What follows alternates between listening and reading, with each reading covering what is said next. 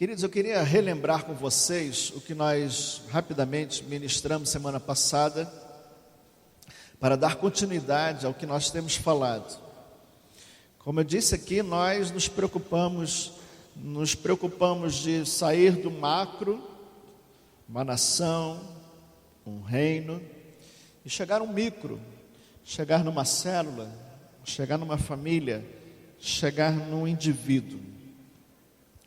Esse é um trabalho que envolve muito relacionamento.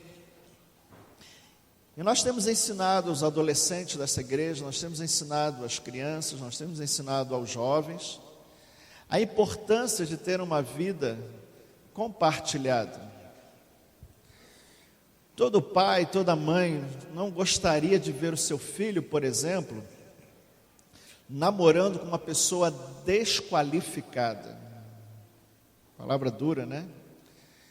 Há muitas pessoas que se aproximam dos nossos filhos, elas são desqualificadas para ter um relacionamento com o nosso filho. Porque elas trazem comportamentos não coerentes com a vontade de Deus.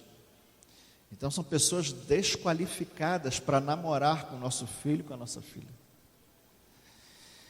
Quando nós pensamos nos adolescentes, né, aqui a gente diz que os adolescentes não podem namorar só depois dos 18 anos de idade, porque nós namoramos para casar.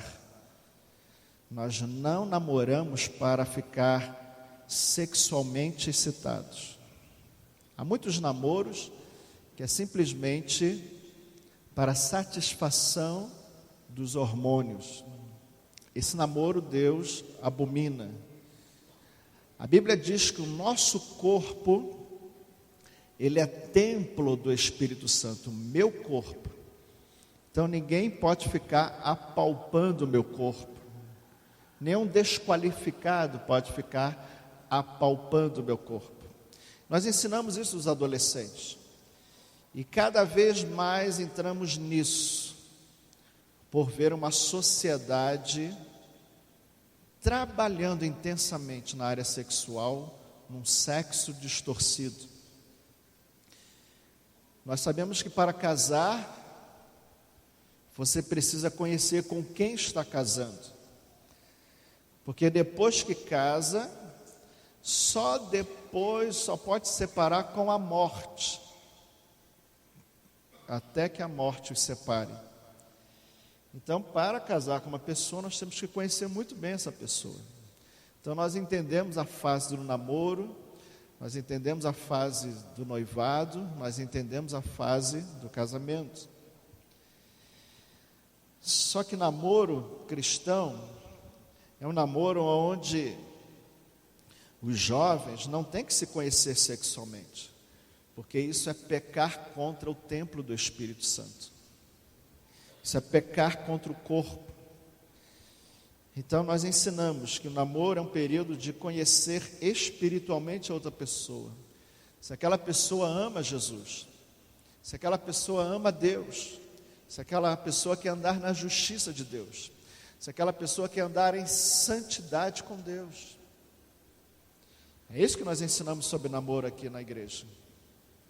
O noivado entra numa fase aonde comunica-se aos pais que as pessoas estão se ajustando, estão entendendo que amam o mesmo Senhor e que agora querem começar a se estreitar no relacionamento. E quando nós falamos de noivado, nós falamos que é um momento onde há uma ênfase maior também sobre os sentimentos, a alma, os valores, o caráter, as características, como a pessoa se comporta, como a pessoa é na sua personalidade, e debaixo do conselho dos pais, do conselho também dos pastores. Muitos filhos não têm seus pais, já foram seus pais. Então é importante haver conselho. Porque quando uma pessoa está envolvida emocionalmente, ela pode ficar um pouco com seus olhos um pouco desatento a certos detalhes. Precisa de conselho, precisa de pessoas aconselhando. E os pais têm essa função. São essas coisas que nós ensinamos aqui. E a pessoa só vai conhecer sexualmente a outra pessoa quando casar. E só pode ser lá. Porque a vida íntima é uma vida construída. A intimidade sexual não é uma coisa que você já se mostra um ás do volante. Não é isso. É uma coisa construída na intimidade. Isso que nós ensinamos. Aí fora se inverte os valores, se constrói o contrário, e consequentemente há uma destruição do relacionamento, há um abalo emocional e mais ainda, há uma opressão demoníaca, porque todo pecado é uma porta de entrada para demônios vir e destruir a pessoa ou tudo aquilo que essa pessoa está construindo. Por isso os adolescentes, eles não estão numa fase de namoro, eles não podem casar, não podem nem trabalhar. Então, se não há como sustentar uma família, então eles não podem casar, porque casamento não se vive só de amores, se vive também de trabalho, de recursos, de construir, comprar pão, comprar leite, pagar as contas. Isso envolve o casamento. Então, nós temos que ajudar os nossos adolescentes no compartilhar com seus pais, com seus conselheiros, para eles também driblarem todo tipo de tentação, até tentações naturais, porque o nosso corpo, na puberdade, tem certos estímulos, e nós temos que ajudar os adolescentes a passar por essa fase. E as crianças? Essas muito menos.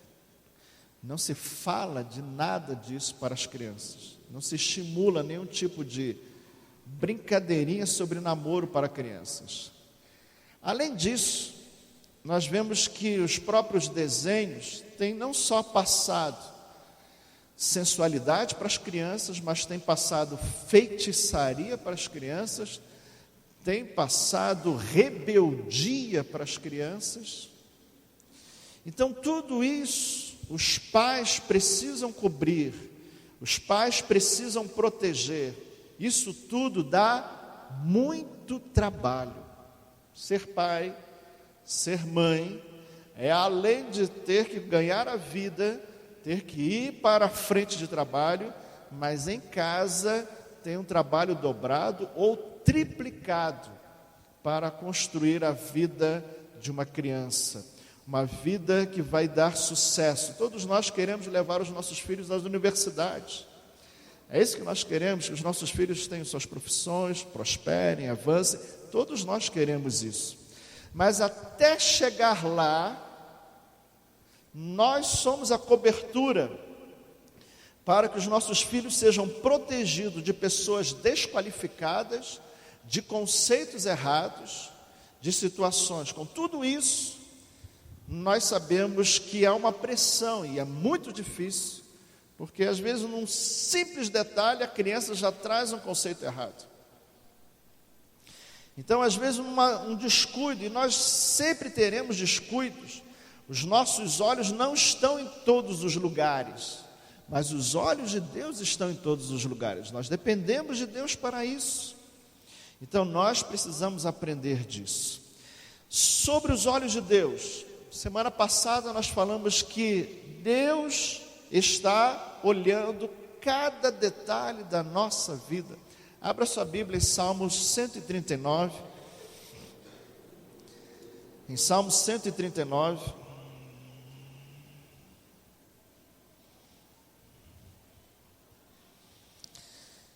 Salmo 139, nós temos ensinado para as crianças, adolescentes, jovens, que Deus não nos dá privacidade.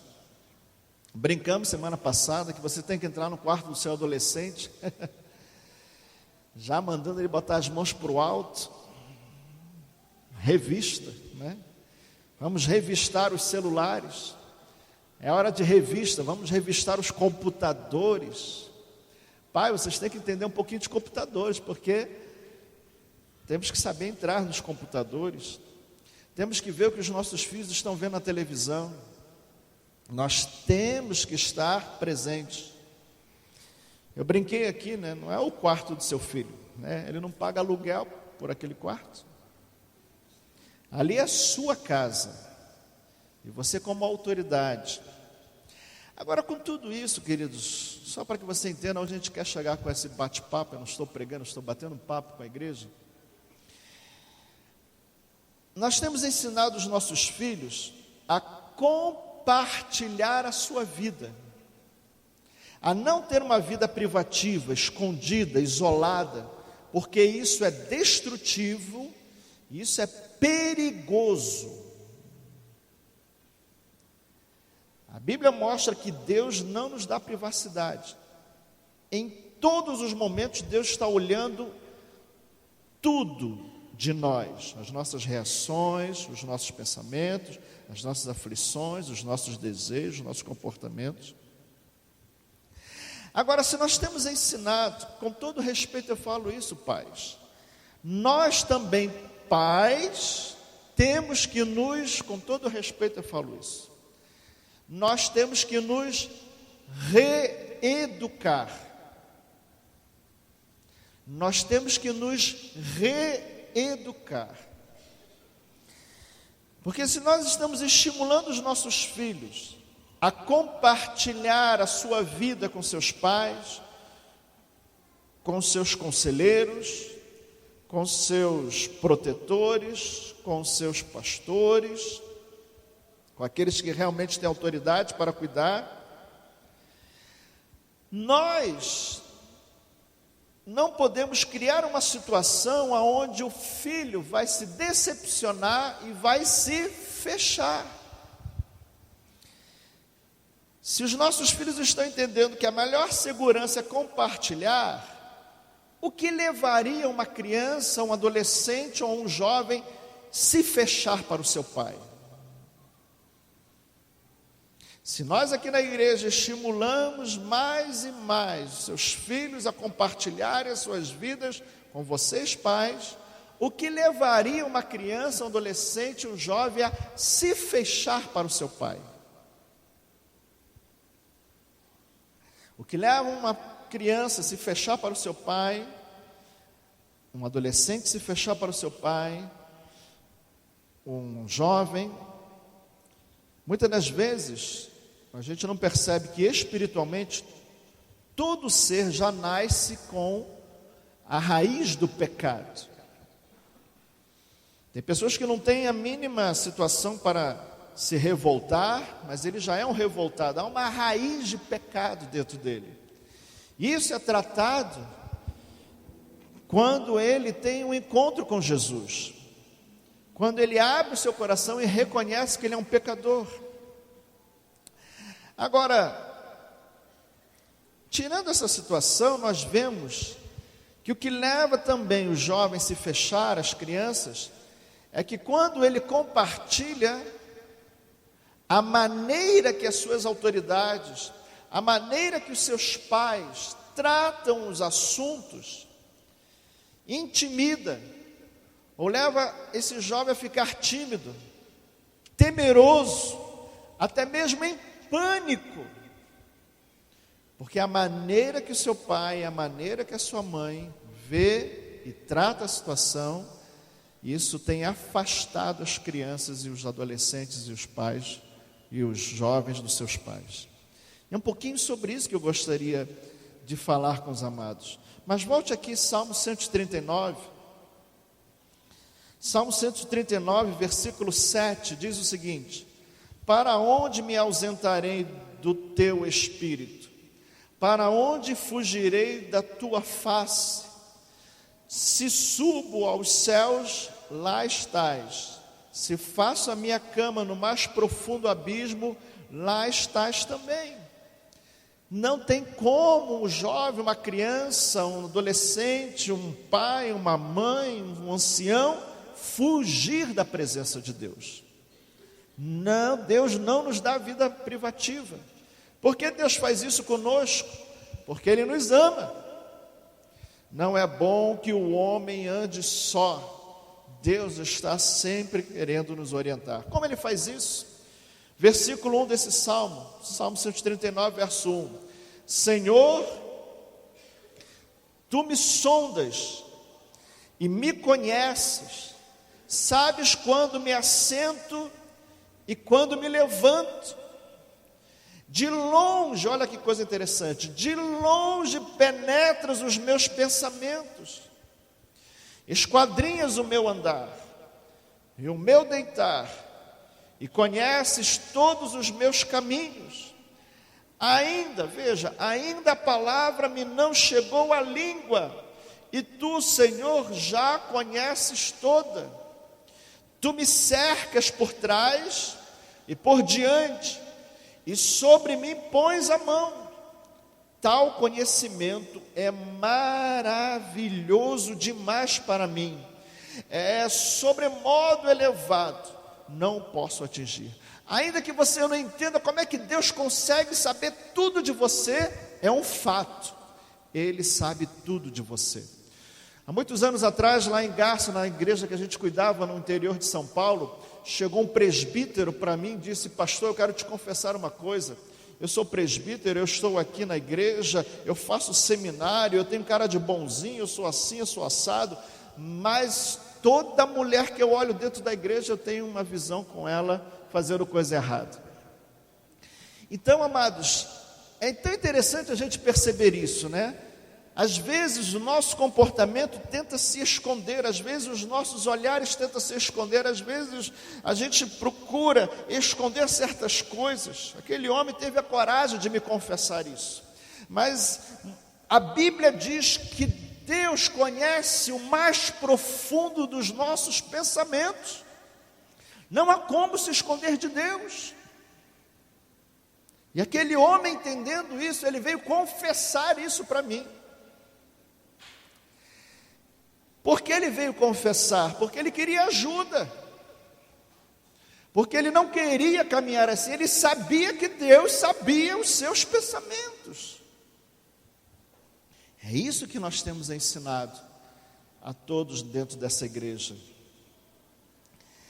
Agora, em cima disso, nós temos que disciplinar. Disciplinar é colocar de castigo. Disciplinar é mostrar um comportamento agora para ele sair desse erro, sair dessas coisas erradas, sair dessas coisas destrutivas. Se nós não temos como nos esconder, e se sabemos que se nós nos escondermos, nós não vamos vencer, então nós precisamos realmente nos submeter a uma orientação para vencer. A Bíblia nos fala de umas coisas interessantes. A Bíblia fala que nós não podemos confiar em nosso próprio entendimento.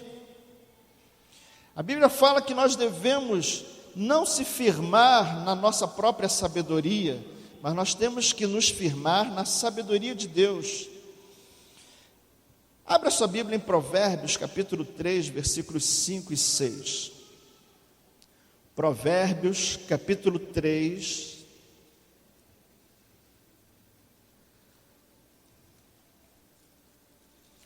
Provérbios, capítulo 3, versículos 5 e 6. Diz assim, Provérbios 3, versículos 5 e 6.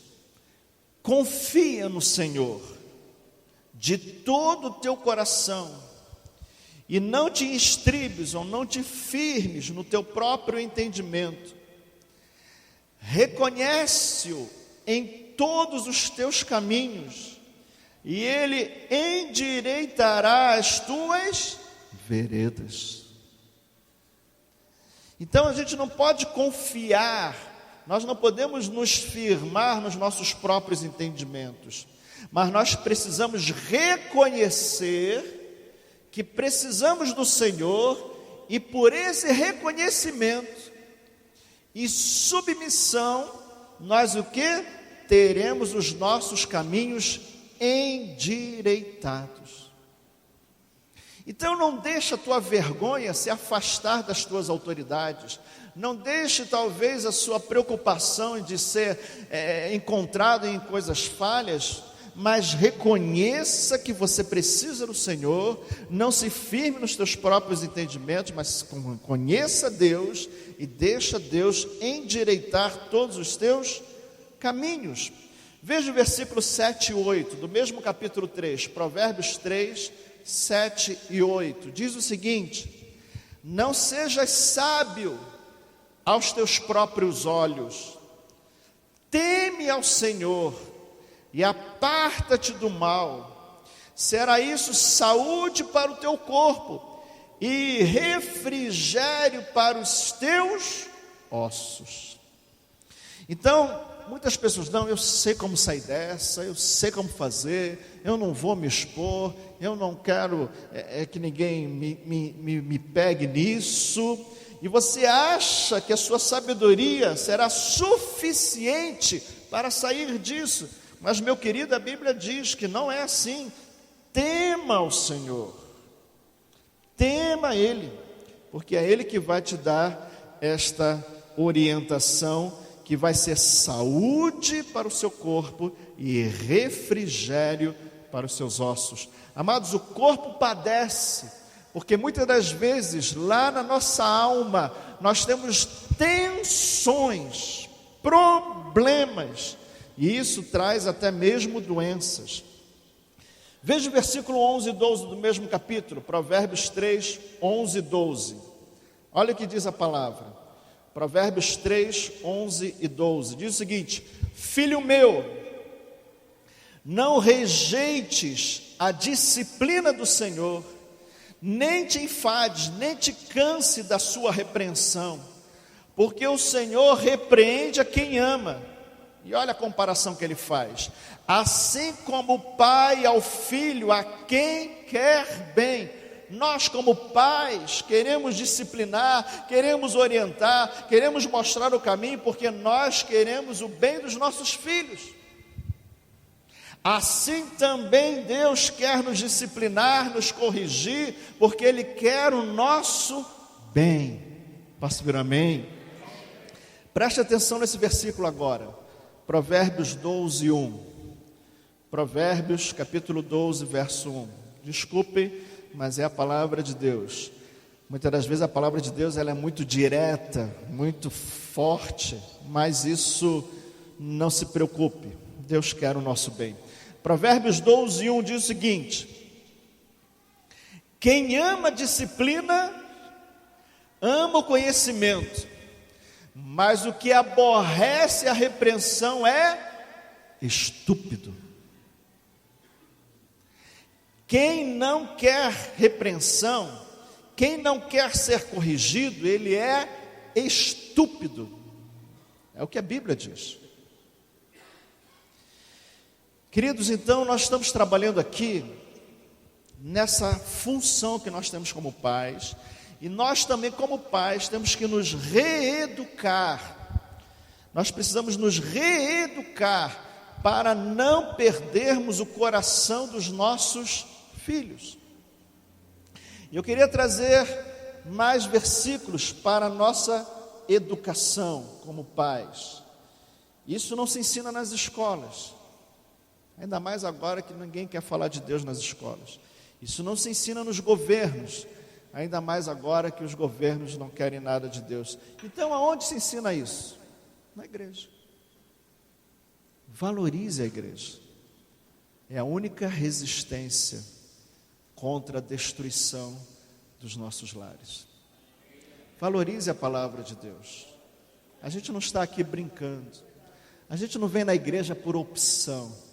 A gente vem na igreja por uma necessidade. Nós precisamos conhecer a palavra de Deus.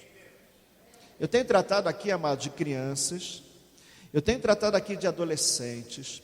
Eu tenho tratado aqui de jovens. Eu tenho entrado em cada caso que vocês nem podem imaginar.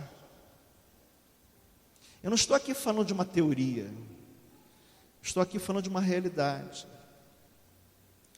Eu quero ajudar os pais, como eu também sou pai, a poder ganhar o coração dos nossos filhos. Vamos ver alguns versículos, se vocês quiserem anotar. Uma das coisas básicas se encontra em Provérbios, capítulo 15, verso 1. Provérbios 15, 1.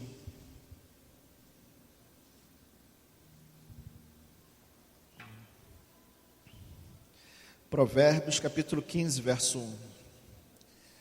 Diz o seguinte: a resposta branda desvia o furor, mas a palavra dura suscita a ira. Amados, quando um filho vai falar algo, vai compartilhar de algum erro, nós temos que dominar a nossa alma e trazer uma palavra branda. Porque muitos pais têm perdido o coração dos seus filhos, porque na hora que o filho se expõe, os pais vêm com uma palavra muito excessiva, muito dura, e isso tem aumentado ou gerado a ira dos filhos. A Bíblia fala que há uma maneira de se comunicar, uma maneira branda. Mas meu filho não obedece, a gente vai trabalhar um pouco mais nessa frente. Mas um conceito que tem que estar em seu coração quando falar com seu filho, saiba que muitas das vezes os nossos filhos abaixam a cabeça porque a gente grita com eles, mas internamente eles estão cheios de ira. Vou repetir. Muitos dos nossos filhos baixam a cabeça quando a gente grita, mas internamente eles estão cheios de ira. Pense nisso. Provérbios 18, 21. Provérbios 18, 21. Esse é um outro tremendo. Diz o seguinte: a morte e a vida estão no poder da língua. O que bem a utiliza, come do seu fruto. O que ele está dizendo aqui? Que a nossa língua, ele é um instrumento de trabalho. Se você vai montar um carro, você tem que ter as ferramentas corretas. O teu objetivo é montar o carro, então você tem ferramentas para montar o carro. Agora, se você quer destruir um carro, você também tem ferramentas para destruir um carro, martelo, marreta. E Deus está nos falando que a nossa língua, ela pode gerar vida ou ela pode gerar morte. E nós, com esse instrumento chamado a língua, aquele que bem utilizar desta língua, vai colher o fruto que quer. Se você quer colher morte, se você quer matar uma pessoa, você pode matar uma pessoa com a sua língua. Se você quer matar, você não precisa pegar um revólver, com a sua língua você pode matar uma pessoa. Mas se você quer vida, e se você quer vida dos seus filhos, você pode usar a sua língua, você pode falar e usar bem esse instrumento que Deus te deu para gerar vida na vida dos seus filhos. Então grave isso. Tem pessoas que se calam, tem pais que se calam, não vou falar nada, tem pais que se calam. Cuidado, amados, há momentos de calar e há momentos de falar. A fala é um instrumento para a edificação. Você pode edificar vida e você pode edificar morte. Então saiba utilizar bem essa ferramenta que Deus te deu, que é a fala. Vamos avançar. Provérbios 23. Provérbios capítulo 20, versículo 3. Honroso é para um homem o desviar-se de contendas, mas todo insensato se mete em rixas. Queridos, há muitas pessoas que se vangloriam. Eu perdi um versículo aqui, depois semana que vem eu trago. Há muitas pessoas que se vangloriam e se bastam porque deram lições de moral, porque gritaram, porque extravasaram, falaram, não, comigo é assim mesmo. Querido, a Bíblia diz que a honra não é ser forte, a honra é se desviar de confusão. E como um pai, você não pode se desviar de questões, mas você não pode se aproveitar de uma questão que você tem que tratar o seu filho para novamente você afirmar a sua liderança. Não, eu falei, todo mundo se calou. Não use aquela situação para isso.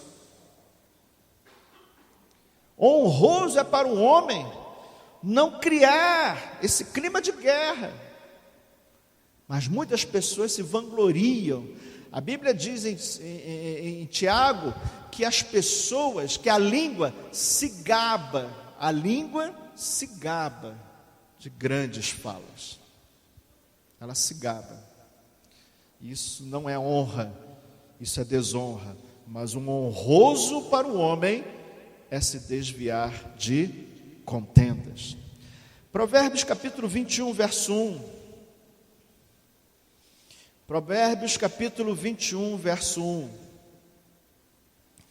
Diz a palavra de Deus: como ribeiros de águas, assim é o coração do rei na mão do Senhor. Este Senhor, este Deus, segundo o seu querer, segundo o querer de Deus, o inclina. Vou ler de novo. Como ribeiros de águas, assim é o coração do rei na mão do Senhor, este segundo o seu querer o inclina. O que esse texto está dizendo, queridos? Que o coração do seu filho está nas mãos de Deus. Então, antes de você tentar dobrar o coração do seu filho, fale com Deus. Antes de você tentar dobrar o seu filho à força, fale com Deus, porque o coração do seu filho está nas mãos de Deus. Seja um pai de oração. Seja um pai que ora pelo seu filho, que ora pelo coração dele, que ora para que o coração dele se incline para a vontade de Deus. Nós muitas das vezes queremos que o coração do nosso filho se incline para a nossa vontade, mas melhor é a vontade de Deus do que a nossa vontade. Então, querido, saiba quem realmente tem o coração do seu filho. Sim, nós estamos te mostrando que você pode ter o coração do seu filho, mas mais profundo a isso, a Bíblia nos revela que é Deus que tem o coração do filho, na palma da mão dele, e ele inclina o coração do seu filho para onde ele quer. Seja uma pessoa de oração. Posso ver amém? Provérbios 25, 11. Provérbios 25, 11. Diz assim a palavra de Deus: como maçãs de ouro em salvas de prata, assim é a palavra dita a seu tempo. Se você pedir talvez para um copeiro, para alguém no restaurante, me dá uma maçã para eu comer agora, e ele, em vez de trazer uma maçã para você comer, vai trazendo uma bandeja de prata, uma maçã de ouro. Fala, poxa, isso foi muito melhor do que a maçã que eu pedi, não é? É isso que o texto está falando. Aquela maçã, eu queria comer uma maçã de carne, uma maçã, fruta mesmo, mas o cara, em vez de me trazer uma fruta, me traz uma maçã de ouro. Não é melhor? Ele está fazendo essa comparação, queridos. E ele está dizendo assim, que assim é a palavra dita a seu tempo. Amados, uma palavra certa, dita na hora errada, uma palavra certa, dita na hora errada, é terrível. Por exemplo, seu filho pode estar nervoso, talvez com problema na escola, nervoso, está atrasado para chegar na escola, alguma coisa, e você, não, eu preciso resolver isso com meu filho, eu preciso resolver agora, e você chega e não percebe o tempo que o seu filho está vivendo naquela hora, e você entra para falar a coisa certa, mas na hora errada, você vai perder nessa hora. Agora, quando é um momento certo, você percebe que o clima está correto, agora é um ambiente bom, então isso é mais maravilhoso, como você pedir uma maçã, e em vez de vir uma maçã, vem ouro para você. Poxa, foi melhor do que eu pedi. E seu filho vai falar, eu sei que meu pai quer falar comigo, mas meu pai falou na hora certa, foi melhor ainda, porque o meu pai me respeitou, o meu pai trabalhou o momento certo para entrar nesse assunto. Isso é interessante. Provérbios 25, 28. Provérbios, capítulo 25, versículo 28. Isso é um versículo muito sério. Muito sério. Provérbios 25, 28. Como cidade derribada, que não tem muros, assim é um homem que não tem domínio próprio. Qual é o problema do relacionamento entre pais e filhos, muitas das vezes? É que a emoção se torna um problema na relação. A ira do pai, o pai está irado, a ira da mãe, tem gente que espanca na ira, né? Bate na cara. Não. Então, a pessoa que não tem domínio próprio, que não domina as suas emoções, é como uma cidade desprotegida. Quando a pessoa não preocupa-se com domínio próprio, ela está desprotegida, sabe de quem? De Satanás. O que Satanás faz nos nossos relacionamentos? Satanás, ele cutuca a gente de vara curta e sai fora. Mexe com as nossas emoções e sai fora. Ele sabe que nós temos pavio curto e se aproveita disso e sai fora. E a Bíblia diz que a nossa luta não é contra o nosso filho, não é contra o nosso marido, não é contra a nossa esposa. A nossa luta é contra Satanás. E como é que você vai se proteger? Como é que você será uma cidade protegida? Quando você valorizar um conceito chamado domínio próprio. Aprender a se dominar. Aprender a dominar as suas emoções. Provérbios 26, 18 a 19. Provérbios 26, 18 a 19. Uma coisa que irrita os filhos. Provérbios 26, 18 a 19. Diz assim: como o louco que lança fogo, flechas e morte, assim é o homem que engana o seu próximo e diz: foi isso brincadeira. Você chega assim, eu vou fazer tal coisa, vamos lá, vai acontecer isso, vai acontecer aquilo. Aí a criança cria uma expectativa, o adolescente cria uma expectativa, e você fala, tudo é brincadeirinha. Isso irrita. O oposto é terrível também, né? Você cria um terrorismo, né? Eu vou te pegar, eu vou te bater. Aí ele chega lá, pai, o que eu fiz? Não é nada não, isso é brincadeirinha. Amados, você está se utilizando de uma coisa chamada mentira. Mentira é pecado. A gente brinca de forma sadia, mas nós nunca podemos trazer nas nossas brincadeiras uma coisa chamada mentira. O que esse texto está falando é que as pessoas, para brincar, usam a mentira. Engana, a Bíblia diz o seguinte: engana. O que é enganar? É mentir. Então isso precisa ser corrigido em nossos relacionamentos. Mais 2 versículos. Provérbios 16, 24. Provérbios 16, 24.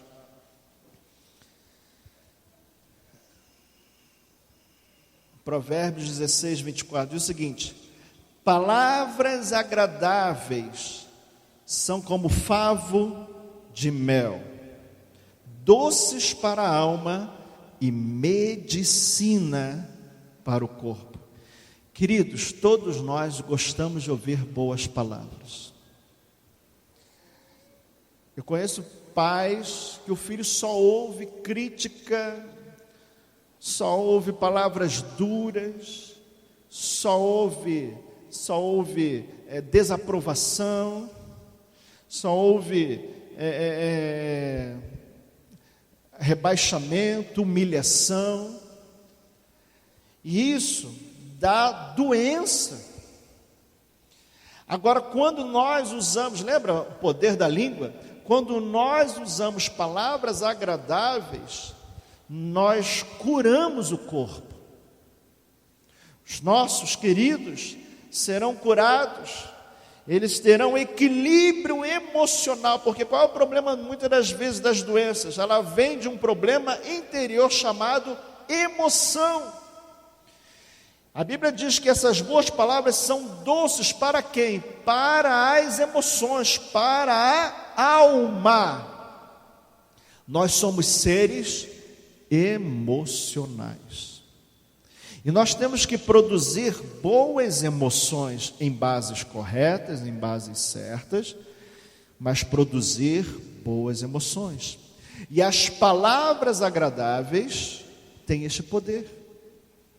Então, em vez de nós fazermos brincadeirinhas usando a mentira, querendo criar algum clima de agradável, mas usando uma base errada, nós temos que ser sábios para usar boas palavras para curá-los.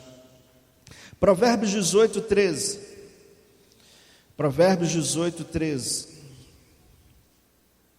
Provérbios 18, 13. Diz o seguinte: responder antes de ouvir é estutícia e vergonha. Responder antes de ouvir é tolice e vergonha. Seu filho quer se abrir para você, ele começa a falar algo, não, já sei, não. Eu já sei, você fez isso. Não, pai, eu não fiz nada disso, eu fiz o oposto. E tem muitos que nessa postura o filho fala assim: não ouve mesmo, meu pai não quer nem ouvir. Então a Bíblia diz que isso é tolice. Ouça, tenha paciência. É importante o tempo de qualidade para que haja sucesso nesse relacionamento. Posso ver um amém? Queridos, eu queria só mais um versículo para a gente não se prolongar. Provérbios 15, versículo 22. Diz assim: onde não há conselho, fracassam os projetos, mas com os muitos conselheiros há bom êxito. Eu queria dar um conselho, com todo respeito a vocês, pais, a mim também. Nós temos grandes projetos, mas nós temos que aprender a buscar conselhos. Assim como nós queremos que os nossos filhos se abram para nós, nós também, como pais, devemos se abrir para os nossos conselheiros. Quando não há conselho, fracassam os projetos.